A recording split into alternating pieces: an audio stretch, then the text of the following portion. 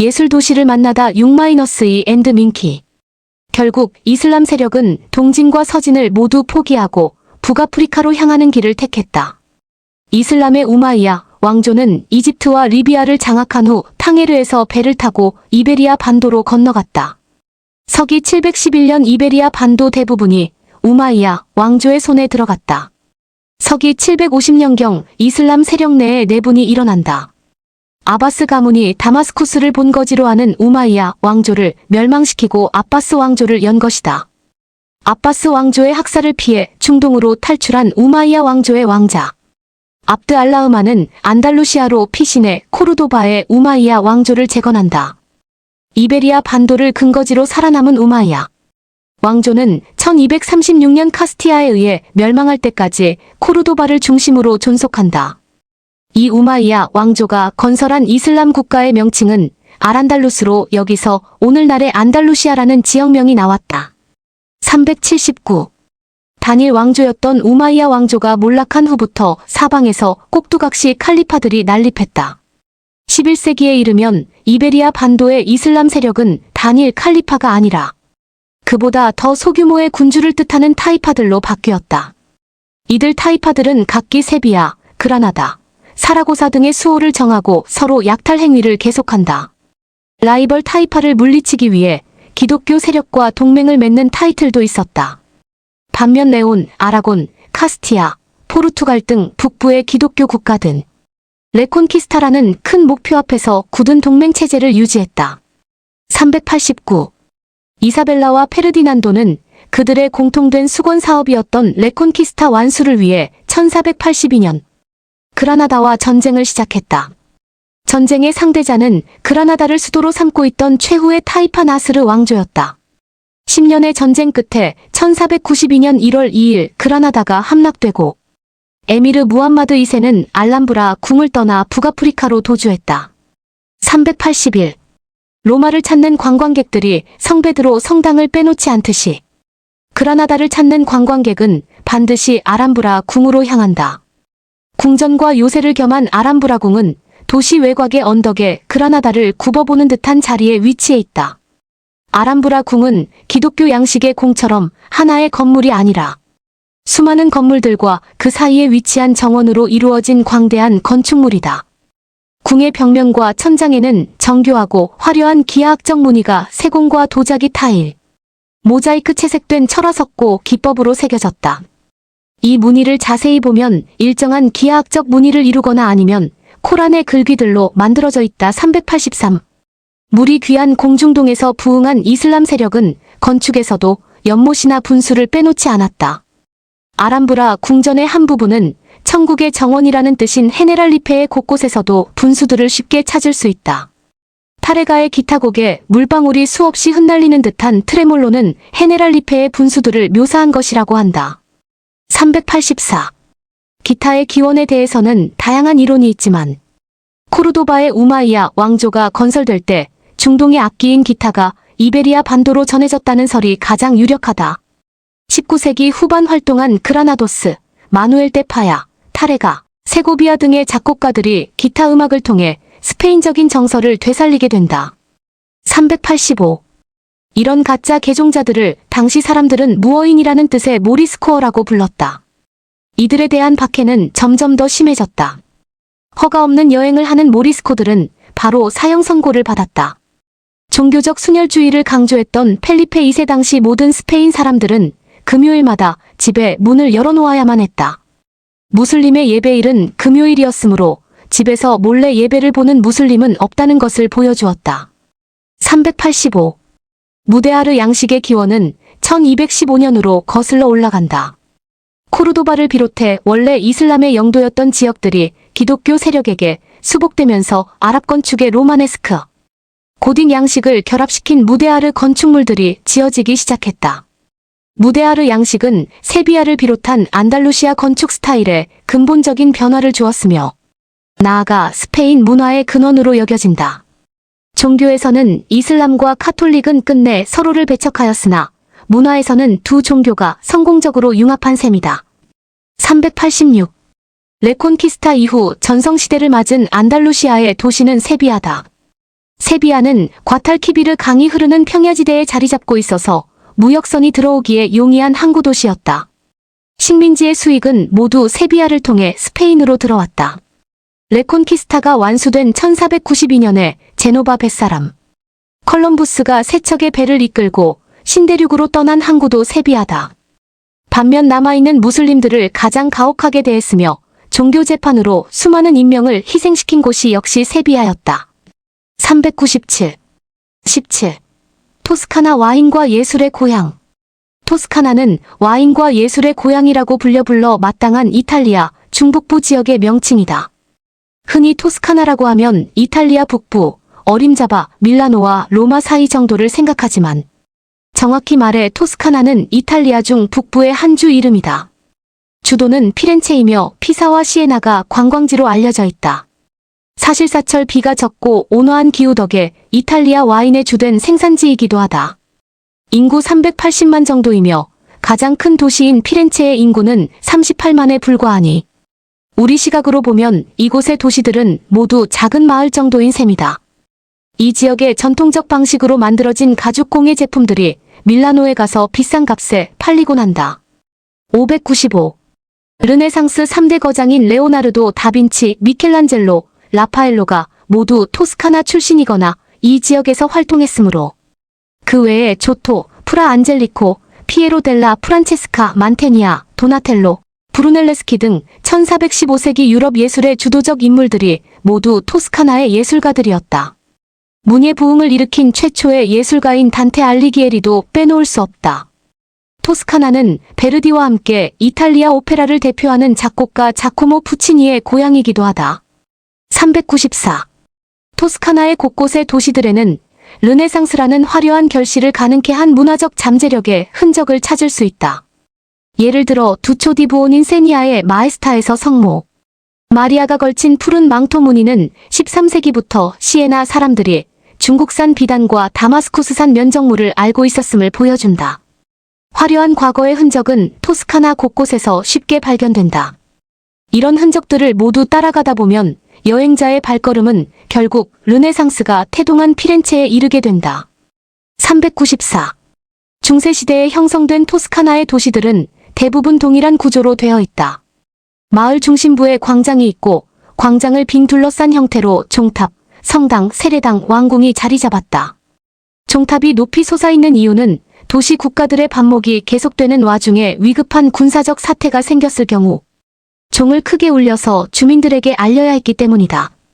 피사의 중심 광장에도 예외 없이 성당과 세례당 종탑이 서 있다. 이 종탑이 우리가 알고 있는 피사의 사탑이다. 395. 이 거대한 탑은 왜 언제부터 기울어지기 시작한 것일까? 모래로 된 지반 위에 별다른 기초공사 없이 탑을 지은 것이 결정적 실수였다. 모래 지반임에도 불구하고 기초공사는 겨우 3회만 파고 들어갔는데 그쳤다고 한다. 탑의 공사는 1173년에 시작되었으며 1274년 3층을 올리기 시작할 무렵부터 탑은 기울어지기 시작했다. 그럼에도 불구하고 공사는 계속되어서 1350년에 기울어진 상태로 탑이 완성되었다. 현재는 중심축에서 5.4m나 옆으로 기울어진 상태이지만 이탈리아 정부는 탑의 기초를 보강하는 대대적인 공사를 실시해서 앞으로 최소 200년 동안은 안전하게 탑이 서 있을 것으로 예측하는 상태다. 397. 탄테와 조토, 위대한 중세인인 동시에 르네상스의 여명을 밝힌 두 예술가는 모두 피렌체에서 태어났고 서로 친한 사이였다. 옥좌에 앉은 위엄 넘치는 성모자와 그를 둘러싼 성인들의 그림을 가리키는 마에스타는 중세 내내 즐겨 그린 주제였다. 1300년대 초반에 그려진 조토의 마에스타는 중세에서 르네상스라는 새로운 세계로 첫 발을 내디딘 작품으로 평가된다. 단지 기호였던 중세의 성모 마리아에 비해 조토가 그린 성모는 볼륨감을 가진 살아있는 여성의 한층 가까이 다가간 모습이다. 399. 조토가 왜 최초의 화가라고 칭송되는지 여실히 알려준다. 성모는 위엄보다 어머니의 자유로움과 여성성이 더 두드러진 모습이며 예술을 경비하는 이들은 제각기 개성 있는 표정과 동작들을 보여준다.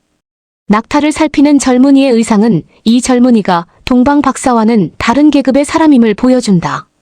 재미있게도 동방 박사들이 몰고 온 낙타의 얼굴과 다리는 말과 비슷하다. 조토는 직접 낙타를 볼 기회가 없었던 것이 분명하다. 400. 스크롤벤이 예배당은 중세 미술사에서 가장 중요한 장소 중 하나로 일컬어진다. 이 예배당의 프레스코화를 통해 조토는 그때까지 이탈리아 미술을 지배하던 군왕과 같이 무표정한 예수와 성모의 영향력을 벗어나 근대 미술다운 면모를 보여준다. 복잡한 구도로 구성된 벽화 안에 있는 모든 인물들은 슬픔과 고통 절망을 표현하고 있다. 심지어 하늘의 천사들도 슬퍼하고 있으며 잎이 달리지 않은 나뭇가지와 메마른 언덕 등 자연 풍경으로 황량함을 강조한 솜씨도 눈에 띈다. 402. 에도에서 조토가 그리고자 한 것은 관념적인 인물이 아니라 감정을 가지고 살아 움직이는 인간의 모습이었다. 조토는 평면적이고 생동감이 없는 중세의 미술 양식의 감정이라는 심오한 부분과 공간을 불어넣은 최초의 화가였다. 단테는 신곡에서 조토를 고대 이래 가장 위대한 화가라고 칭송했다. 토스카나 곳곳에서 간헐적으로 타오르기 시작한 새로운 예술의 열망은 피렌체에 이르러 드디어 거대한 불꽃을 이루게 된다. 꽃피는 도시라는 영어 이름 플로렌스의 기원처럼 15세기 이 도시에서 르네상스라는 찬란한 꽃이 피어올랐다.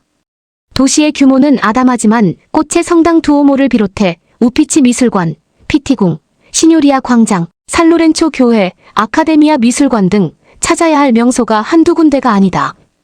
402. 부르크하르트의 말은 르네상스를 알기 위해서는 15세기 프렌체에서 탄생한 건축, 조각, 회화에 대해 우선 이해해야 한다는 의미다.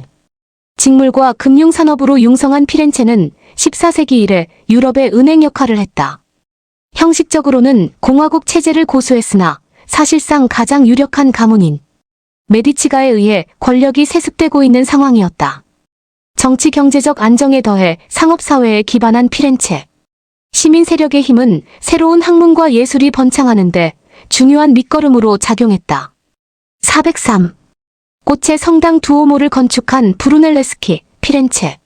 세례당 청동문 제작자인 기베르티, 조각가 도나텔로와 미켈란젤로 화가, 보티첼리 등 15세기의 피렌체를 빛낸 예술가들을 희워낸 것은 메디치가의 남다른 안목과 피렌체의 돈이었다. 상업과 금융의 기반에 세력을 키운 피렌체인들은 돈의 위력을 알고 있었고 예술가들에게도 상금과 경연 대회를 통해 끝없이 경쟁하도록 만들었다.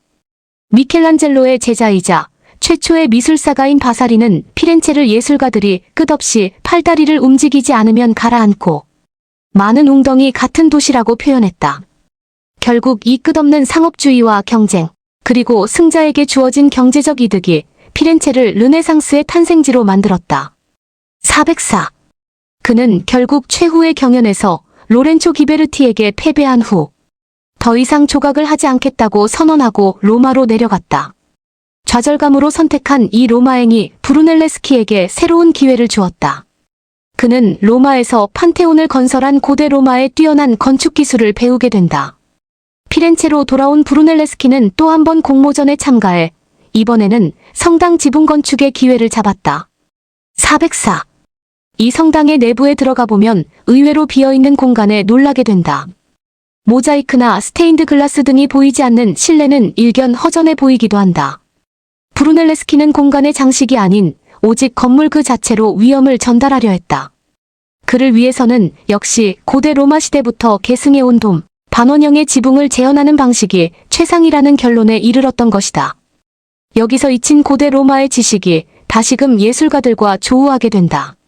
르네상스로 향하는 최초의 길이 열린 셈이다. 405. 메디치가가 없었다면 르네상스는 피렌체에서 탄생하지 못했을 것이다. 그리스어로의 고대 문헌과 호메로스 플라톤의 전문가적 관심을 가지고 있던 로렌초 대 메디치는 레오나르도 다빈치, 미켈란젤로 보티첼리를 후원할 만큼 예술에 대한 안목도 뛰어났다. 그의 조부인 코시모 대 메디치는 파울로 우첼로의 후원자였다. 405. 미켈란젤로는 장인이나 하인이 아닌 귀족과 동등한 위치에 오른 사실상 최초의 예술가라고 할 수 있다. 미켈란젤로는 종종 교황의 지시에도 자신의 뜻을 꺾지 않았다. 그런 미켈란젤로의 자긍심을 만들어준 곳은 청년기를 보낸 피렌체였다. 평생 피렌체와 로마를 오가며 작업했던 미켈란젤로는 피렌체의 산 로렌초. 예배당에 있는 메디치가의 영묘를 직접 제작했다. 15세기 피렌체에서는 천재적 예술가가 그 재능을 꼽힐 수 있도록 모든 요소와 분위기가 다 조성되어 있었다. 400시. 피렌체에 있는 조각가로서 미켈란젤로의 시작과 끝을 알려주는 귀중한 두 작품이 남아있다. 피렌체 아카데미아 미술관에 있는 다비드상은 20대 후반의 미켈란젤로가 완성한 높이 5m에 달하는 대작이다. 이 조각의 완벽한 균형과 비대감을 통해 우리는 청년 미켈란젤로의 놀라운 재능을 확인할 수 있다. 피렌체에 있는 또 하나의 미켈란젤로의 걸작은 두오모 미술관에 있는 그의 두 번째 피에타다. 1547년 이미 7세가 넘어 제작한 이 피에타는 예수의 한쪽 다리가 부러져 없어진 상태로 남아있다. 예수의 몸을 마리아 막달라 마리아 니고데모가 받쳐들고 있는 이 형상은 1499년에 제작된 피에타보다 아름답지도 우아하지 않으나 훨씬 더 신앙의 진실에 다가서 있다. 미켈란젤로는 자신의 신앙 고백을 위해 이 피에타를 제작한 것으로 보인다. 400시. 다빈치는 메디치가와 미켈란젤로가 가진 공통의 관심사보다는 자연의 재현에 훨씬 더 큰 관심을 기울이고 있었다. 반면 미켈란젤로는 다빈치가 집중적으로 연구했던 자연의 묘사나 원근법에 평생 무관심했다. 다빈치는 중세 이래로 내려온 도제 수업의 전통 스승의 그림을 그대로 모방하는 방식보다 자연을 체계적으로 연구해 모방하는 길을 선택하고 수많은 스케치와 관찰을 통해 자신의 주장을 펼치게 된다. 413. 다빈치는 고전과 인문을 지나치게 숭상하는 피렌체보다 실용적 기술을 우위에 둔 밀라노의 루도비코 공작에게 더 끌려서 1482년 고향 피렌체를 떠나 밀라노로 갔다. 그는 자신을 군사기술 전문가라고 루도비코 공작에게 소개했다. 암굴의 성모, 최후의 만찬, 흰 담비를 안는 여인 등 다빈치의 걸작 중 많은 수가 밀라노에서 그려졌다. 그러나 밀라노에서 다빈치는 비행기, 방적기, 대포, 댐과 숨은 열어 움직이는 연극, 무대 장치와 음향 장치 등을 구현하는 기술자로서 훨씬 더 많은 시간을 보냈다. 415. 18. 베네치아 교역의 바다에서 펼쳐진 혁신적 예술. 유럽을 찾는 여행객들이 영원히 꿈꾸는 도시 베네치아는 정확히 말해 도시가 아니라 바다 위에 모인 여러 섬들의 집합체다.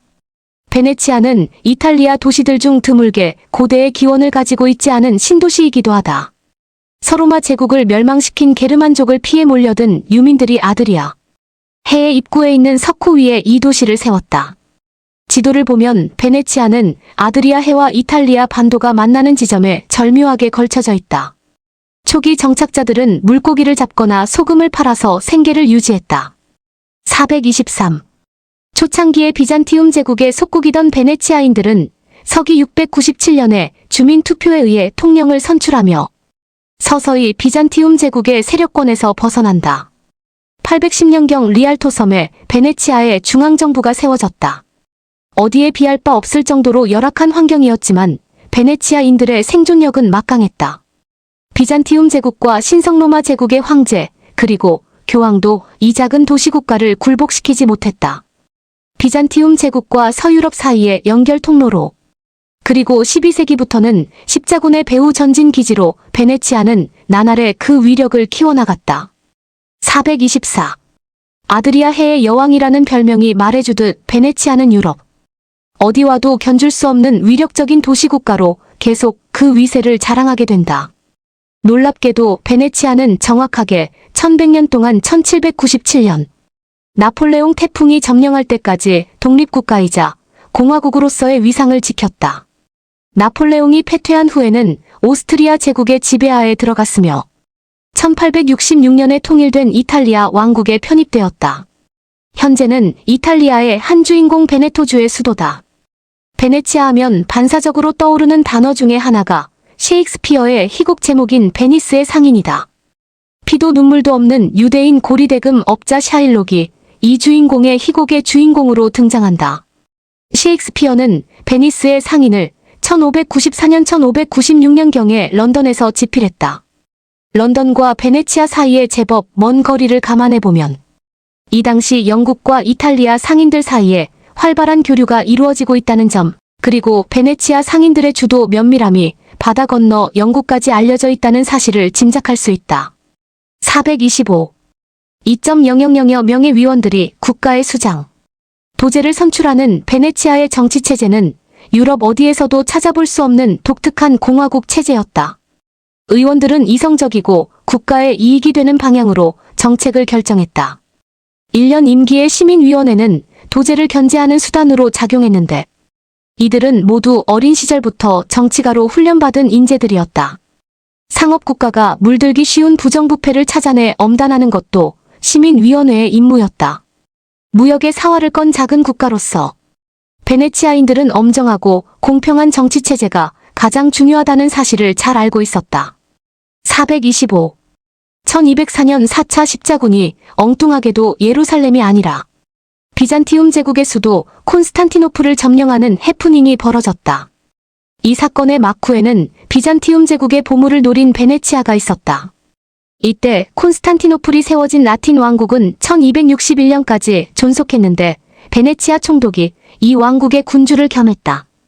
베네치아인들은 경제적 이득을 위해 한때 중요한 동맹이었던 비잔티움 제국을 거리낌 없이 점거했고 이를 위해 십자군을 이용할 정도로 명확한 상인들이었다. 베네치아의 산 마르코 성당은 콘스탄티노플에서 약탈해온 보물들로 장식되었다. 427. 바다 위의 도시라는 낭만적 인상과 달리 베네치아는 만만치 않은 군사력을 갖추고 있었다. 오스만 투르크와 해적에 맞서기 위한 베네치아 해군과 무기 제조 능력은 유럽에서 가장 뛰어난 수준이었다. 셰익스피어의 희곡으로 그리고 베르드, 오페라로 잘 알려진 오셀로는 1500년대 베네치아 해군 장군의 이야기다. 이 당시 베네치아는 밀라노, 피렌체, 로마 등을 적수로 여기지조차 않았고 자신들이 이탈리아의 중심이라고 생각했다. 427. 오셀로의 비극 베니스의 무어인은 많은 셰익스피어의 희곡이 그렇듯 셰익스피어가 창작한 이야기가 아니다. 1500년대 초반 베네치아의 한 장군이 질투심으로 자기의 아내를 살해한 사건이 실제로 있었다. 이 스토리가 1565년 베네치아에서 출판된 이야기책에 무어인 선장이라는 제목으로 등장한다. 무어인은 당시 북아프리카에서 유럽으로 건너온 사람들을 총칭하는 단어다. 40여 년 후 셰익스피어는 이 스토리를 기반으로 해서 오셀로의 비극 베니스의 무어인을 썼다. 그로부터 다시 260여 년을 세월이 흐른 후 만년의 주세페 베르디가 이 희곡으로 오페라 오텔로를 작곡하게 된다. 427. 아드리아해 지중해 에게해를 누비던 베네치아의 군사적 위세는 1571년 키프로스를 오스만 투르크에게 빼앗기면서 조금씩 빗바래게 된다. 이어 크레타 섬까지 오스만 투르크에게 뺏기면서 베네치아의 명성은 서서히 시들어간다. 유럽 각국은 베네치아와 오스만 투르크가 대립을 하는 아드리아해 대신 북해의 암스테르담으로 무역의 전쟁 기지를 옮겼다. 도제는 사실상 입헌 군주로 세력을 잃었고 정치 권력은 위원회를 장악한 귀족들에게 집중되었는데 이들은 하나같이 베네치아의 융성기에 큰 재산을 벌어들인 명문가였다. 이 귀족들은 물려받은 재산을 사치와 도박에 탕진해버렸다. 초기 베네치아 공화국의 정신이 퇴색해버린 것이다. 429. 베네치아에서 잉태된 예술은 남다른 특성을 반영할 수밖에 없었다. 흔히 베네치아니타라고 불리는 베네치아의 특성이 예술가들에게도 스며든 셈이다. 예를 들자면 베네치아 르네상스 시기의 화가들은 유난히 숲과 전원 풍경을 자주 그렸다. 그러나 석호와 섬으로 구성된 이 도시에는 풍성한 숲이 없었고 그러한 결핍이 오히려 베네치아를 풍경화의 발상지로 만들었다.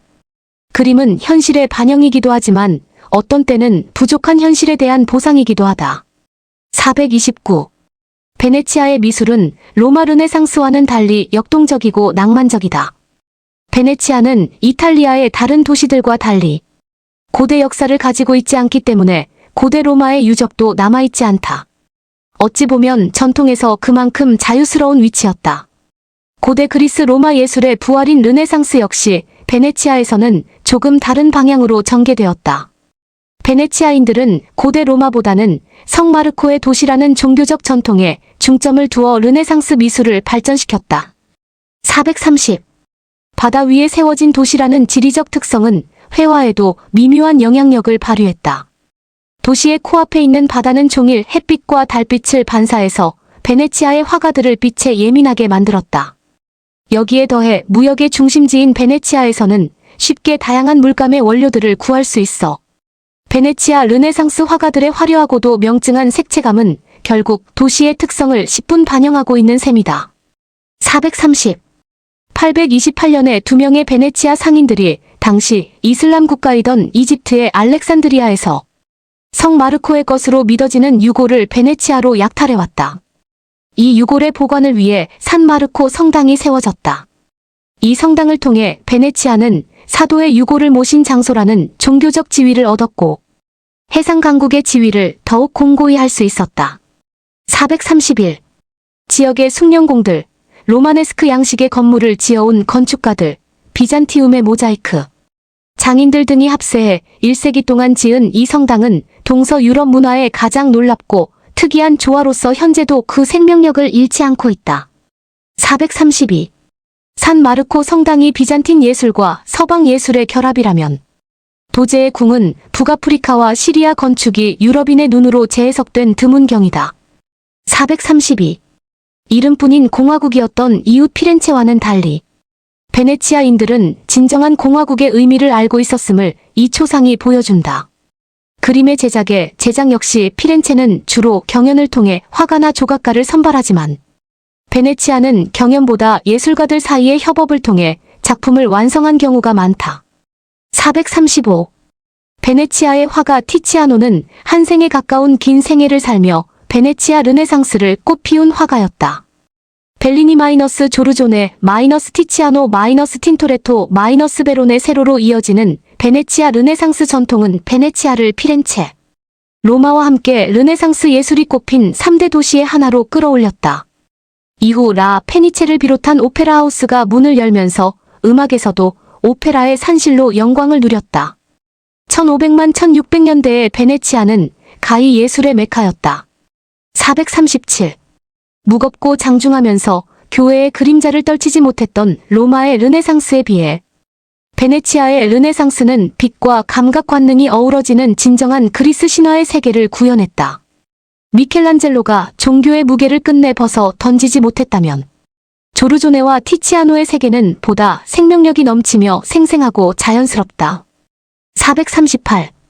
루벤스는 티치아노의 제자라고 해도 과언이 아닐 정도로 여러 티치아노의 그림을 모사하며 여성 누드를 그리는 연습을 했다.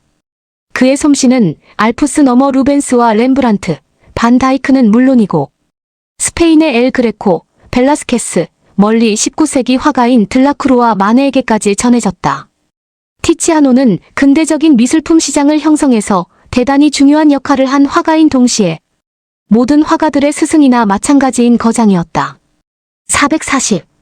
베네치아는 음악의 발전에서도 중요한 역할을 했다. 클래식 음악의 중요한 장르인 오페라와 협주곡이 17세기에 베네치아에서 발전하고 번성했다. 1597년에 피렌체에서 탄생한 오페라는 베네치아라는 요람을 기반으로 전 유럽에 퍼져나갔다. 최초의 오페라는 페리가 작곡한 다프네였고 이어 1600년 같은 작곡가의 작품인 유리디체를 본 만토바 궁정의 악장 클라우디오 몬테베르디 작곡한 오르페오가 현재 남아있는 가장 오래된 오페라로 일컬어진다. 몬테베르티는 오페라라는 새로운 장르를 창시한 작곡가로 보아도 무방할 것이다. 441. 몬테베르디가 세상을 떠난 지 40년 후에 사계의 작곡가인 안토니오 비발디에 붙인 조반니 바티스타 비발디가 산 마르코 성당 오케스트라의 바이올리니스트로 취직했다. 당시 빈곤한 집안 아이들이 의뢰 그랬듯이 비발디는 16세에 신학교에 입학해 사제 수업을 받았다. 신학교에서 바이올린을 배운 비발디는 가끔 아버지의 자리를 대신해서 산 마르코 성당에서 바이올린을 연주했다. 441. 이곳의 어린 연주자들을 교육시키기 위해 비발디는 여러 현악기들을 다양한 방식으로 결합한 작품들을 계속 작곡했다. 예를 들면 12곡의 협주곡으로 구성된 화성의 영감은 독주 바이올린을 1대에서 4대까지 다양하게 기용했다. 이를 통해 독주악기와 여러 악기들이 함께 연주하는 협주곡이라는 장르가 본격적으로 자리를 잡기 시작했다. 비발디가 작곡한 바이올린 협주곡은 적게 잡아도 몇백 곡에 이른다.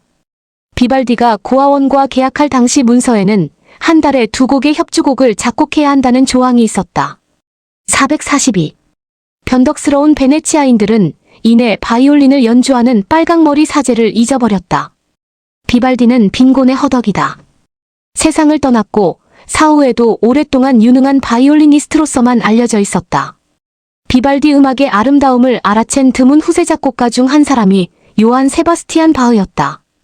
바흐는 화성의 영광 중 여러 곡을 오르간 곡이나 하프시코드를 위한 협주곡으로 편곡했다. 442. 빛에 쌓인 청명한 도시를 구현한 카날레토의 작품은 19세기 영국 화가 컨스터블과 터너에게 확실한 영향을 남긴다. 그랜드 투어리스트들과 베네치아 주재 영국 영사학 등이 그의 그림을 사모으면서 영국의 화가들이라면 누구나 카날레토의 그림에 익숙하게끔 되었다. 444. 오고 또 오라는 뜻의 라틴어에 기인한 도시의 이름처럼 베네치아의 흥망성쇠와 관계없이 예술가들은 끊임없이 베네치아를 찾았다. 영국 화가 조지프 말로드 윌리엄 터너는 1819년에 처음 베네치아를 방문하고 1833년과 1840년에 재차 베네치아를 찾았다. 그는 그 후에도 기억을 더듬어 베네치아의 운하에 반짝이는 물과 안개의 달콤한 우울에 휩싸인 도시 분위기를 캔버스에 재현하려 했다. 터너는 자연을 보며 느낀 자신의 감정을 표현하는 풍경화를 그렸다. 444. 터너에게 그러했듯이 베네치아는 서전트에게 영원한 영감의 원천이었다. 그러나 터너와 서전트의 베네치아 풍경화는 카날레토의 사실적인 풍경화와는 영 다른 화가들의 마음속 이미지를 재현한 풍경화다.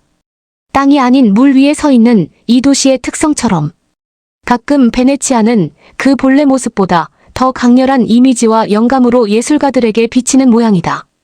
서전트가 베네치아에서 느꼈던 기묘한 어둠과 쾌락의 냄새는 토마스 만이 쓴 소설 베니스에서의 죽음에서 그리고 비스콘티 감독의 동명 영화에서 또 묘사되고 있다. 446.